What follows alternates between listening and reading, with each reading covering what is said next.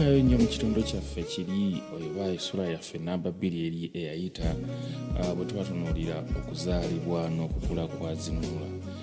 Mu kitundu kino ekyokusatu tugenda kuba tutunuulira Zinunula atandika okukula, atandika okulaba ensi nga bw'etambula. Omwana omuto akula atandika okulaba ebintu eby'enjawulo ebibeera mu nsi oba ensi nga bw'etambula.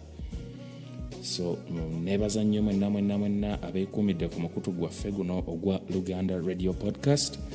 Mbasuubiza era mbategeeza nti tujja kubeera nga buli wiiki tubaweerezaayo episode oba essuula ey'akatabo kaneeno Zinunula paka we tunaakamaliriza, nga era nga bulijjo omutontomi wammwe era abatuusaako akatabo kano oba obutabo buno ku Luganda Radio Podcast, nze Martin Muganzi. Kakati eno yessuula ey'okusatu, tereera wuliriza. Zinunula Omunaku, essuula ey'okusatu. Zinunula Bubeefuka N'embogo. Nga tweyongerayo mu lugendo olwatutolosa eka, omusajja eyatuli mu maaso twalaba ng'alina kye yeekengera ne tuyimirira. Twagenda okulaba ng'agalamira. Tuba tukyasamaaliridde nga mu maaso gye twali tulaga efulumyeyo embogo eyakula n'egangayira, anti amayembe gonna nga gagisiibaganye. Naffe ne tugalamira ne tulambaala ng'abafudde. Twalowoozanga nti waliwo embogo emu, kazzi nga ziri 2. Bwe zaalaba nga tezitulaba ne zijja nga zitunoonya. Bwe zaatuggukako ne zituwunyaawunyako, ate ne zidda ku bbali ne zigalamira ne zituteega. Omusajja yalaba teri kanyego kalamuddwa akasiriikiriro, n'ayimusa ku mutwe alabe oba kiri mulaala. Aba atuula kazi embogo eri awo obwedda emwegese.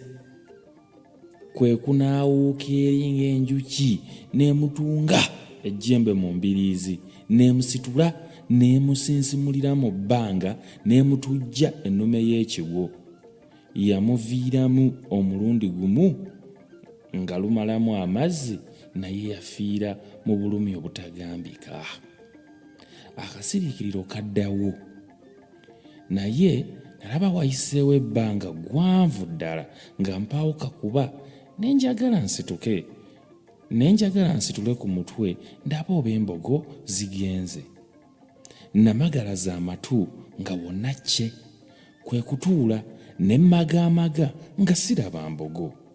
Nensituka ne mpulira Mikolo ng'aleekaana nti gwofa, okukyuka nti ng'embogo eri kumpi nnyo okuntuukako ejja bukula. Ne neewutula kya bugazi ne nyiringita ne neevuunika ereme kunsogga nga ndaba. Olwo nno ng'embuuse. Bwe yadda n'ensenseza ejjembe wansi w'olubuto lwange, eba ensitula n'enjiringita n'endivaako n'enkola bwe ntyo emirundi 3, naye ku gwokuna n'endaalira ku kikolo ky'akati. Yambinula n'emberula n'enkasuka mu bbanga, n'etega amayembe ng'erindirira nzire ng'etonnyeko gankole ogwa walugali. Kyagibuukako, yakanda kutega mayembe na kulingirira mbunzira nga bwereere, nze nfuuse musugu w'ekanyanya mugenzi tazze. Tekuba kutya na nsisi, nandikubye n'enkwawa, anti embogo bwe yankasuka waggulu nagwa ku matabi g'obuti agaali gaboyeddwa ebibowabowa n'ebbombo, n'engalamira okwo bugazi nga siyinza kwenyeenya wadde okwekyusa olw'okutya okusimattuka okugwa wansi. Enjuba yali eri ku ggulu eryetadde ng'eyaka, omusana ogwansiiga ne gumba birira ne mbuguja ne nkamala, nze nga buli kaseera mponga buwonzi Mikolo aleme kwenyeenya kumumalirako kiruyi. We nali nagiwulira ng'efuuwa, mba ndi ku kibanyi kyange okwo nga ndaba ssebukuule w'omusota ajja akira ku ttabi ly'omuti eryali lireebeetera mu busammambiro bw'akati kwe nali ndaalidde. Ssessota bwe yali ali kumpi okutuukira ddala ku makoola ag'oku busanso bw'ettabi ne yeezinga amakata n'asirika. Olwo nno n'asigalira kutongeza nnimi. Nga wayiseewo ekiseera ng'omuntu kyatambuliramu akatalatala akatono n'akamalako, oba gaali maanyi ga mpewo eyakunta, oba akatabi ke katendewalirwa obuzito bw'eri kalungu, ne simanya anti nagenda okuwulira ng'essota linneegonnomola ku bigere. Nenjula okufa ensisi. Bwe nateebanga okwenyeenya nti limbojja neŋŋoma, nagenda okuwulira nga lyezungulula mpola ne lijja nga lintambula liryo ku bisambi, ku lubuto, ku kifuba. Olwo nno okugwa n'embogo ne mbyerabira, ne ndowooza gusota ogwo gwokka, kwe kugubaka mu bulago n'ensindika eri ekinene. Nagenda okuwulira nga gwewutudde wansi. Eyo gye gwalaga mpozi ye yali embogo ey'okubiri. Yalaba gugirumba n'eyotta, kubanga nawulira akabuguutano ng'edduka. Nze olw'okwenyeenya ennyo nga nsindika ogusota, ate nga n'ebiwowabowa byayidde dda, byo kwe kwesenda ne bimpa ekyanya. Wamma ggwe ne ŋŋenda yiriiri okuwummula nga nekkase ku mugongo gw'embogo. Nange nno ngyebagazze mabega, ekintu kye saayagala.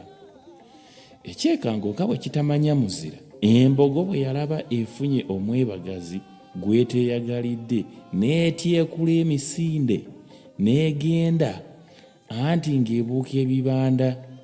Nze olwo ne ngiringita.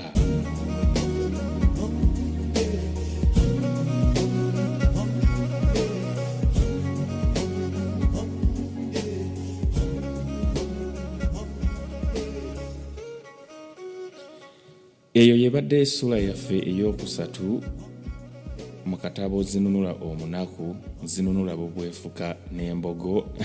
Ebigambo biri wano bibadde biyitirivu nnyo, nga omuwandiisi atulaga ebyo byaliwo nga Zinunula agudde, bwe yali ne mukwano gwe Mikolo nga bagudde ku mbogo. Omanyi abaana ebiseera ebyo baayagalanga nnyo okutoloka okugenda okuzannya emizannyo egy'enjawulo. Kaakati bw'okitunulamu waneeno era olaba nga Zinunula yali ne mukwano gwe nga batolose waka bagende bazannye, wabula mu kkubo ne basanga embogo ne zifuuka embogo. So nze ndowooza byebyo bye tubadde tuwuliriza olwaleero. Waliwo ebigambo bingi nnyo bye tuwulidde ebitukutte omubabiro mu kitundu kino. Waliwo ekigambo nga mugenzi tazze, waliwo ebigambo nga Zinunula bye yakozesa oba omuwandiisi bye yakozesa okunnyonnyola ekika ky'ogusota ogunene ogwa Zinunula gwe yasanga waggulu mu matabi, embogo gye yamukasuka. Birowoozeeko, binyumiza abalala. Ebigambo ebiwoomesa olulimi Oluganda tebiggwaayo.